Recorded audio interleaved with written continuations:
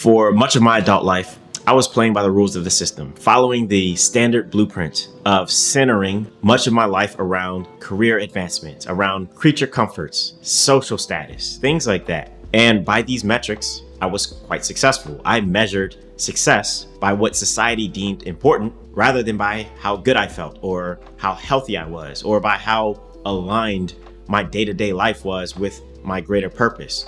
But through a years-long period of introspection and observation, I began to realize that our definition of success in this modern world is very much misaligned with the natural order of things. So as society has made progress, along with it has come an alarming rise in obesity, hypertension, mental health problems, feelings of aimlessness, and being trapped in a system that seems incongruent with our human nature. In this world where humans, just like all other mammals, are meant to be highly mobile, we've become sedentary. In a world where humans are meant to eat natural food, real food that comes from the earth, we've resorted to fueling our minds and our bodies with processed and artificial substances. In a world where fresh air and sunlight should be an integral part of our existence, we spend most of our time indoors, protected from the elements. In a world where we should be strong and capable, we've become weak, highly dependent. So in short, we've basically domesticated ourselves. We've become civilized, too civilized, and it's not without a cost. I eventually realized that it was vitally important to find a way to take a step back, reconnect myself with the natural order of the universe by intentionally rejecting certain aspects of modernity that we associate with progress. I realized that I needed to find a way to become uncivilized, embrace my primal human nature, but also while continuing to be a functioning member of society. Now, for clarification, by becoming uncivilized, by going primal, I don't literally mean going back into the woods, living like a caveman. I mean finding the time, finding the space in my life to embrace more primitive aspects of the human experience to counterbalance the negative effects of all of the comforts, all of the conveniences that have been afforded to me in this modern lifestyle. So after much experimentation, after much exploration, I've managed to come up with a system that has reconnected me to my primal roots, my primitive nature, and reintroduce to my life principles of daily movement, self-reliance, natural eating, exposure to the elements, taking on purposeful yet challenging projects, and more. And doing so has profoundly altered the course of my life. I'm now much healthier than ever. I don't think it takes much convincing.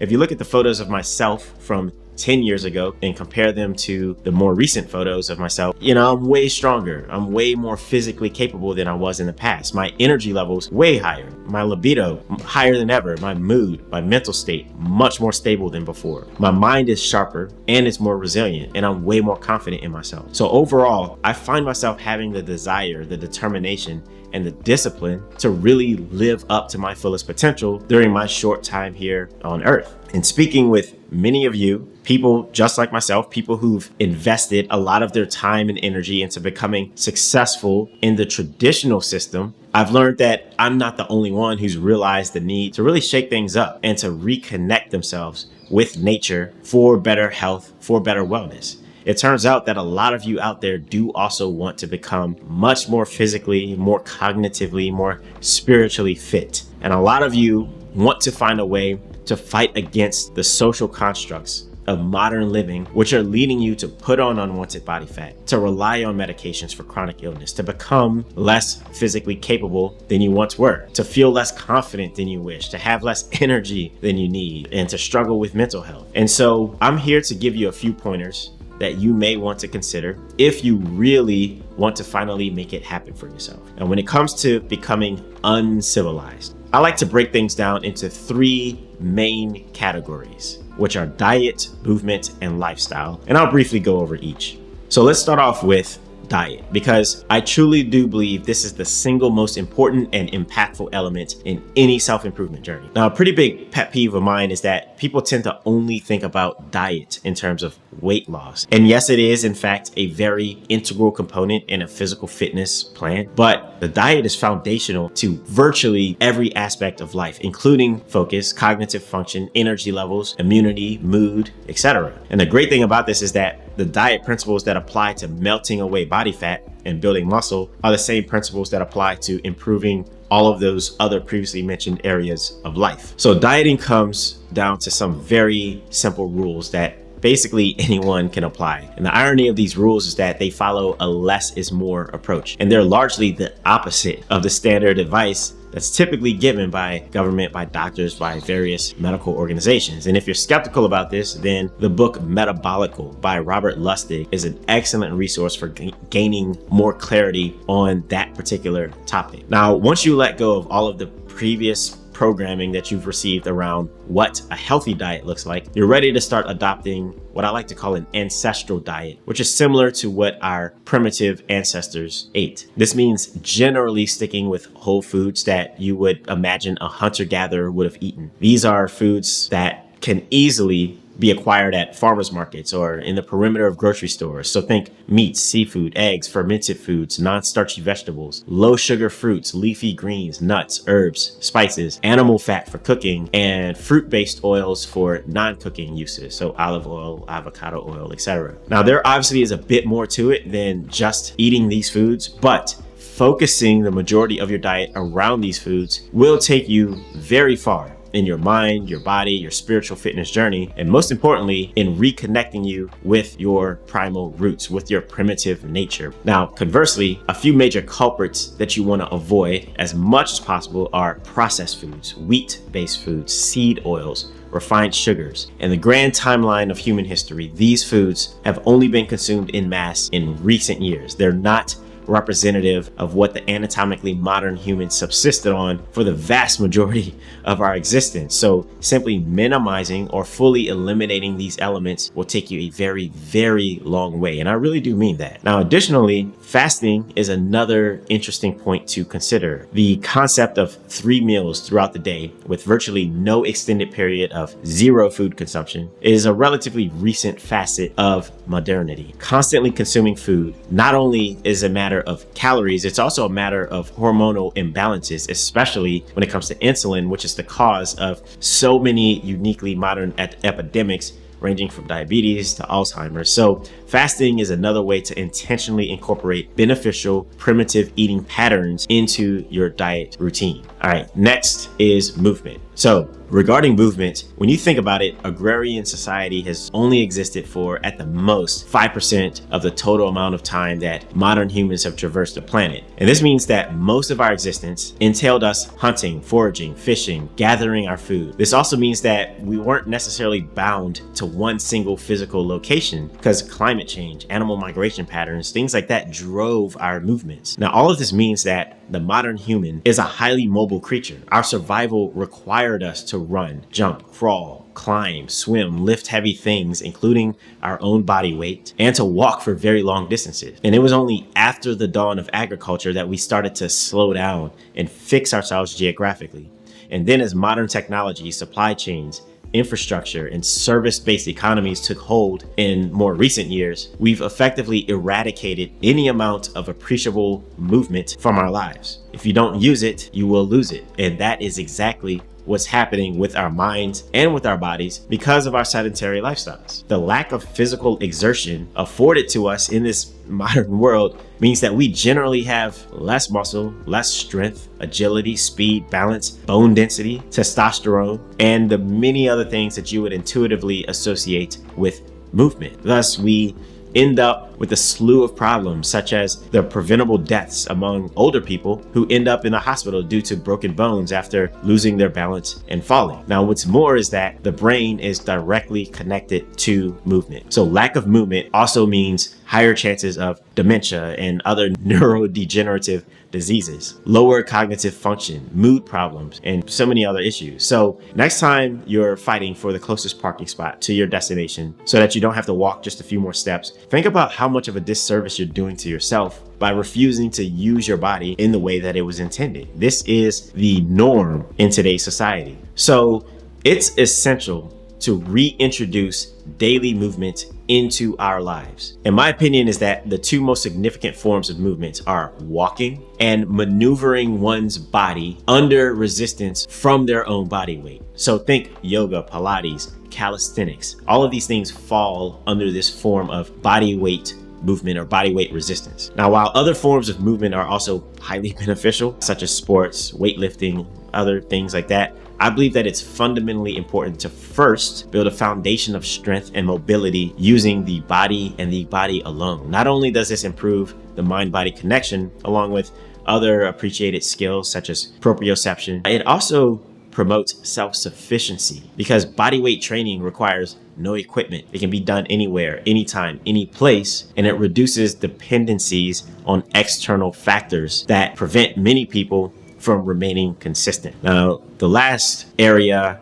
is lifestyle. So the lifestyle element is a bit broader because it covers basically everything that's not diet or movement related. And while I'd love to discuss this aspect in its entirety, it's a bit too much to cover in this video. So I'll just touch on a few. To simplify, I like to break the lifestyle aspect into two subcategories, which are connecting with nature and connecting with the subconscious mind. So in short, they both allude to our need to connect with the natural order of both our external environments as well as our internal mindset. Now, with the onset of consumerism, an abundance of creature comforts, the internet, fast-paced living, cheap dopamine, and endless distractions, most of us end up becoming disconnected from the realities of our own existence. We spend countless hours indoors, depriving ourselves of sunlight and fresh air. We sit down, hunched over, staring at digital screens all day. We use endocrine disrupting chemicals in our cosmetics, in our household products,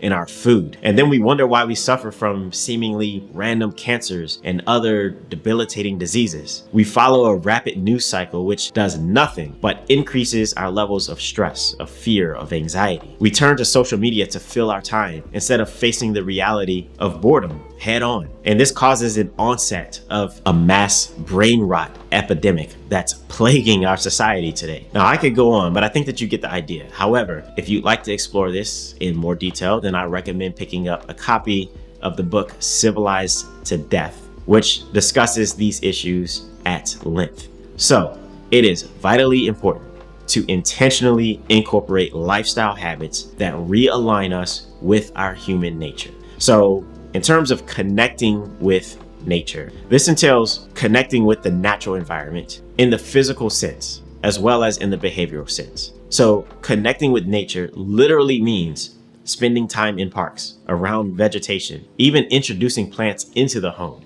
It also includes practices like barefoot grounding, getting adequate fresh air and sunlight, limiting exposure to artificial and hormone disrupting substances to the greatest extent reasonably possible. Now, in the behavioral sense, it means practicing things like proper sleep hygiene by discontinuing use of digital devices an hour or two before bed and minimizing the use of artificial lighting after the sun sets. It also means finding ways to slow down, live life at a pace that flows with nature rather than constantly being in a hurry, constantly being in a rush. So in other words, it means finding time to engage in productive yet challenging pursuits that unlocks curiosities, creativity, deep learning, and a state of flow, which in my opinion are all factors that contribute to truly feeling a sense of fulfillment and abundance and health and wellness in a person's life. Secondly, connecting with the subconscious mind. This entails blocking out the daily distractions, the anxieties, the stresses that come with modern living, and taking time to deeply understand yourself. They say that the conscious mind represents only about 5% of a person's total life experience, while the other 95% goes undetected. This means that we barely even know ourselves. And without knowing ourselves, it's impossible to truly align ourselves with the proper mindset, the proper habits, the proper lifestyle that brings us true health, wellness, joy, or fulfillment. This is how we end up realizing that we actually hate our jobs after it's too late, or we end up trapped in a romantic partnership that leaves us feeling resentful rather than loving, or that we've spent half of our lives focused on things that don't actually matter. Now, I speak from personal experience when I say that these misalignments within the subconscious mind, they do affect the body at the genetic level, and they cause genes to be expressed outwardly in ways that we really don't want them to be. So in other words, being misaligned in the subconscious mind can make us predisposed to getting sick more easily, developing chronic diseases,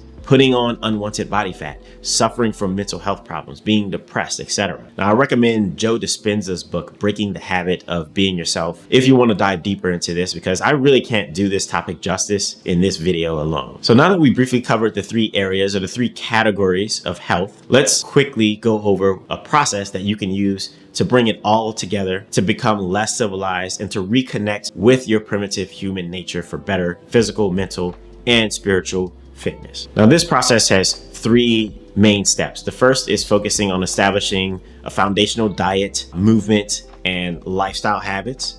The second is homing in on your diet and movement regimen with ruthless intensity. And the third is implementing lifestyle changes for greater connectedness. Firstly, it's important to not do too much too soon. So you want to simply focus on introducing some basic habits into your life that will serve as a foundation for breaking the status quo of sedentary living, of eating a poor diet, of living a disconnected lifestyle. In this first phase, it's best to focus your efforts on doing some basic bodyweight exercises every single day. Squats, push-ups, pull-ups, walking, nothing more complicated than that. You'll also want to start restructuring your diet to include 80% whole foods or minimally processed foods. This entails getting into the habit of looking at ingredients labels and generally being more mindful of how much processed foods have entered into our everyday lives. This is a good time to begin the daily practice of getting adequate amounts of sleep at night and getting adequate sunlight first thing in the morning. Okay, so you just want to start off very simply before moving to the next step. Now, for the second step, you'll want to aggressively build on top of those habits that you've begun to establish for yourself in that first step. So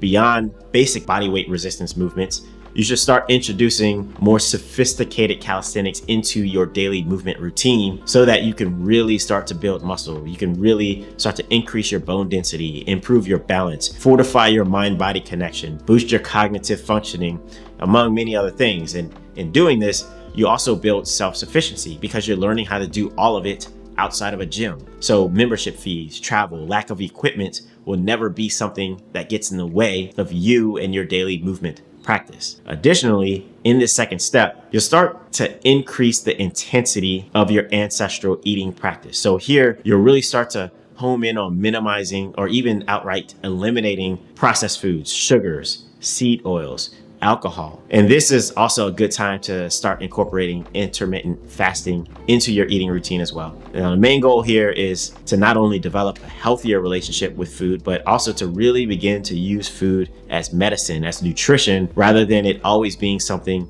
that's expected to be a source of pleasure or instant gratification. I don't ever mention anything about counting calories or taking supplements because, once again, these are relatively new concepts that never existed as part of the human experience up until about 100 years or so ago. So in reconnecting with your primitive nature, there's really no place for having such a formulaic approach when it comes to eating. When you break away from the standard American diet and you get back to eating foods that humans have eaten for all of our existence, real foods, nature does the job for you. Your appetite, your hormones, your metabolism will find their happy place naturally. If you really attack this second step with focus and intensity, you'll see significant change in a pretty short amount of time. And once you begin to see progress here, then you're ready to move to the third step. And the third step is to focus on lifestyle. You've already locked in on a solid diet and movement routine that's reconfiguring your mind and your body to operate at its maximum potential. You focused on